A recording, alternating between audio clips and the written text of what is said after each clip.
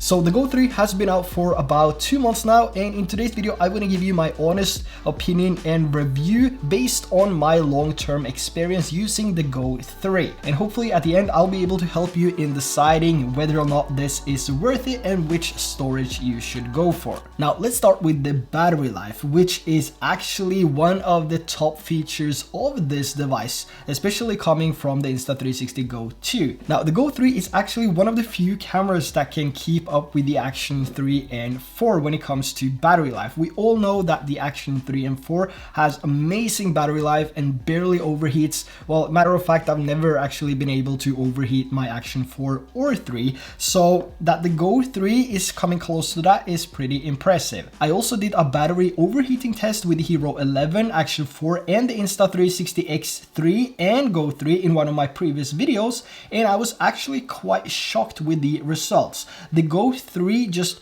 pushed and pushed and pushed until the battery died out. So there was no signs of overheating at all. It just ran and ran until the battery just died flat out. Now talking about battery life, how much footage can you actually record on the Insta360 GO 3? The one I have here is the 64 gigabytes, and with the 64 gigabytes I can record 2 hours and 53 minutes of footage. As for the 128 gigabyte version, I assume you can double this and record for about 4 hours plus with 2.7K at 30 FPS. As for free frame mode, also known as the Pro mode if you're coming from the Go 2, where you can adjust the aspects and the lens types and do minor adjustments with keyframes, you can record for 1 hour and 37 minutes with the 64 gigabyte unit, and double of that with the 128 gigabyte. So the 64 gigabyte version of the Go 3 is probably the minimum you want to get to keep you from always having to dump the files in order to have some free storage for when you need it.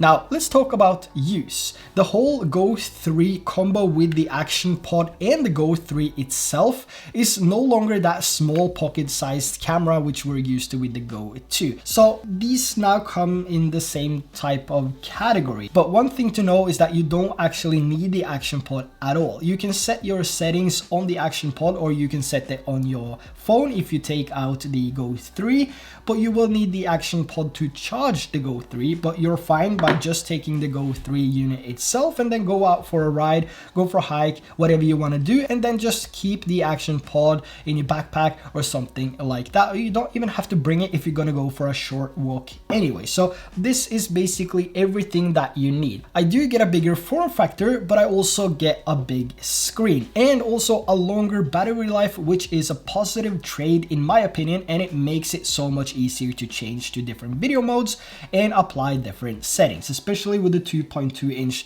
touchscreen on the back, which you probably know it already, but you can flip it, so in case you want to frame yourself better when you're vlogging, you can also do that now with this flip up screen, which is actually quite awesome. But using the Go 3 itself and just keeping the Action Pod in my pocket or just leave it in the car when I go for a hike, I still have that small tiny action camera form factor and feel, which I really like. And one of the things I do like with the Go 3 is that it's still small. It's still the world's smallest, tiniest action camera, but only if you take it out of the Action Pod. So there's really no weight to it, which makes it more comfortable when it's mounted on my hat or on my body. And that alone is enough to compensate for the lack of 4K resolution, if you ask me. Now, one of my favorite ways of using this camera though is when I'm out hiking or doing stuff with my kids, but I also prefer to use this when I'm out riding my bike just to get those extra shots. And because of the small size and the magnetic backplate, it's much easier to be creative, even if I'm going really slow, just to get some extra B-roll footage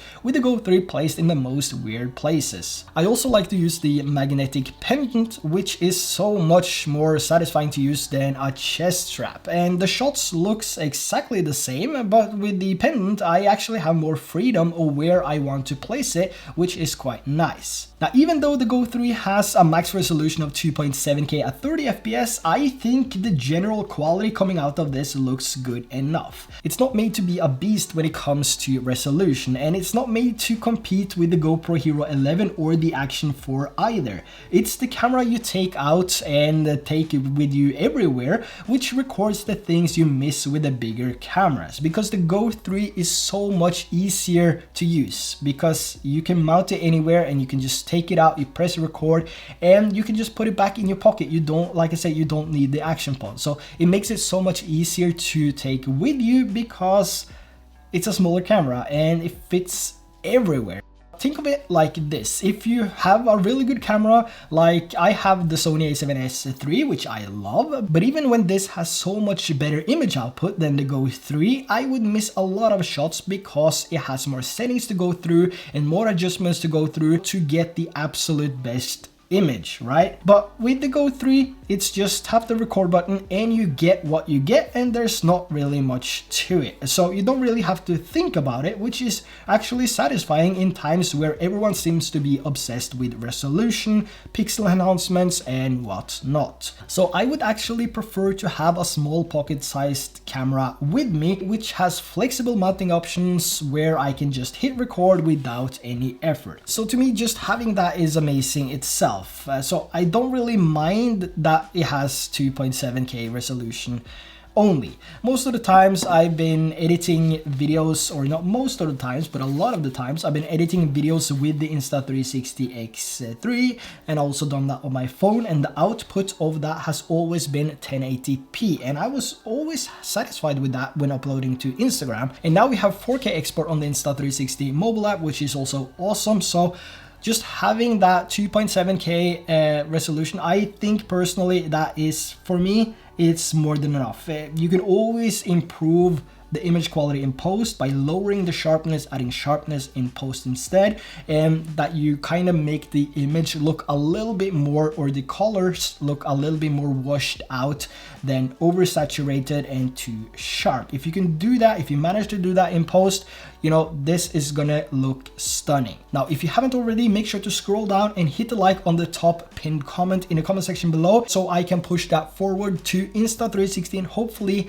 in the future we can see the Go 3 unit made in a black or sort of a dark gray color or something like that. Now, another aspect I want to touch as well is my long-term use with the Go 3. Not only the time I've been using it, but also how I will be using it in the future. I really think this is one important way of looking at it, especially when you're deciding between 32, 64, and 128 gigabytes, because you can't change this later. So it's basically how much will you be filming. So will you use it like a few times a week, or once a month, or every other month? And how much will you actually record for, like for how long will you record when you first use it? So these are kind of the questions that you need to figure out yourself, and hopefully my use cases can help you in deciding whether or not the 32, 64, or 128 is the right choice for you. So to put things into perspective, I like to use the Go 3 when I'm out riding my bike, and when I do so, I also want to record longer sessions at a time, which usually fills up the Go 3 pretty fast. I also enjoy using the Go 3 more than my other cameras when I'm doing activities with the kids, where I need both my hands to be ready for whatever. And also when I'm out doing hikes, whether this is here at home or when I'm out traveling, I will always make sure that the Go 3 is with me, because it's one of the best cameras to use for those scenarios because of its size and weight.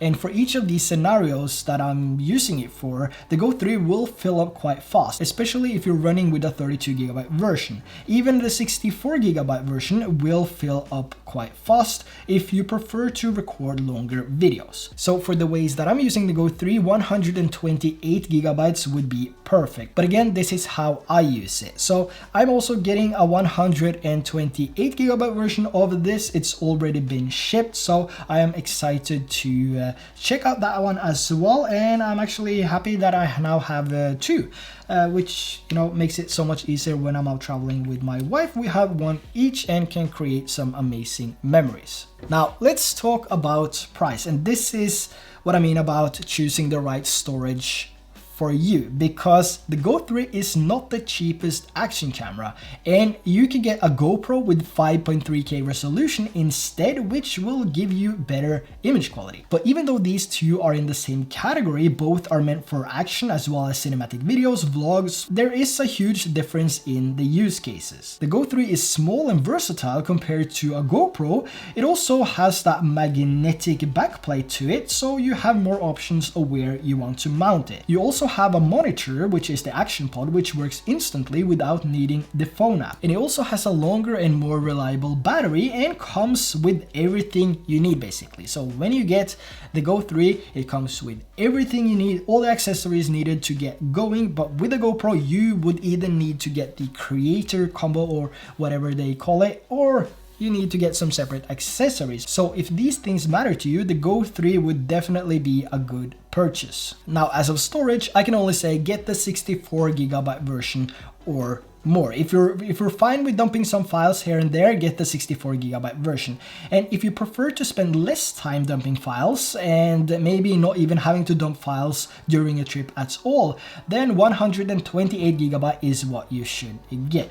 I still think the Go 3 is a must-have because of its size and portability. It will most likely not be your main camera if you already have an action camera like a GoPro or a DJI action camera, but it will definitely add more to your trips, and it's the perfect POV camera if you need to shoot some behind-the-scenes shots or need a bit more flexibility in terms of placement. And this is where I really think the action pod is handy, because it gives you that extra use case, because it has that monitor. It's so amazing. It has a 5-meter Bluetooth distance, so you can actually just put it wherever you want, and then you can frame up the shot with the action pod, which is awesome. I really like that. I really like that. Especially, I find my use cases for this. I made a video on the Action 4 when I was riding my motorcycle, and you know, I forgot to check the framing because I had to pull out my phone. My phone was already deep inside the jacket, so I just went for it and it looked horrible. Everything you saw was the gas tank, which is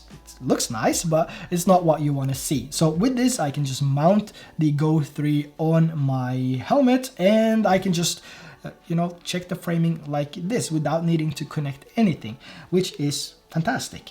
So there you have my 2 months later honest review of the Go 3. I really think this is a camera that you should get. Once you start using this, you will find different use cases, and like using it with the magnetic pen, it's so easy. You just put it down here and just mount it on, and you have it there ready to go. You can just hit record like that, and it should start beeping. There we go. And now it's recording. So this is what I mean about ease of use. And again, just tap it again, and now it turned itself off. So it's so much easier to use because of the size. The size has to be the main reason for getting this. And also the 2.7K slightly upgraded resolution. But I will have a video from Hawaii coming soon where I will take this all over the place, and I'm really excited to make a new video with that. So until then, everything will be linked down in the description below, including my Signature LUTs, which I've been using with the flat color profile. I only use the flat color profile on the Go 3 because I think that looks the best after doing some minor color correction and then applying my Signature LUTs. Now they are on sale, by the way, so make sure to grab them before the sale ends. And also, if you found any value in today's video, let me know by dropping a like. And if you already have the Go 3, how have you been using it so far? And if you're looking to get the Go 3, which storage have you or will you buy? So with that said, thanks for watching, and I will see you in the next video.